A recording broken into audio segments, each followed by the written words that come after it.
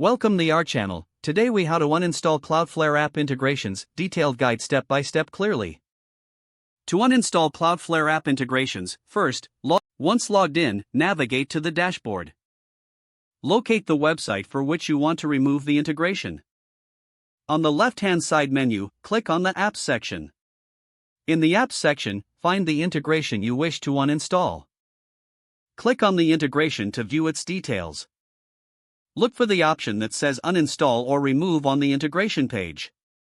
Confirm your choice when prompted to uninstall the integration.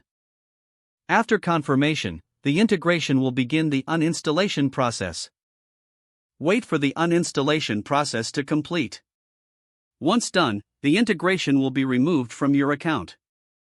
You may want to refresh the dashboard to see the changes. Check your site's functionality after the uninstallation. If needed, review any settings that may have been affected. That's it.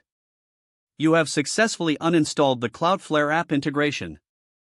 If the page does not load, refresh the browser or try again in a private or incognito window.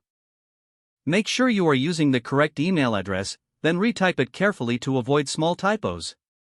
If your password is not accepted, use the reset option and create a new strong password you can remember. Check your spam folder for verification or security emails, then complete any requested confirmation steps. Enable two-factor authentication if available to improve account security and reduce unauthorized access risk. After signing in, review your profile details so your contact information and settings are accurate and current. If you see an error message, note it down and try again after restarting your device and internet connection. Log out when you finish, especially on shared devices, to keep your account and payment information secure. If the page does not load, refresh the browser or try again in a private or incognito window.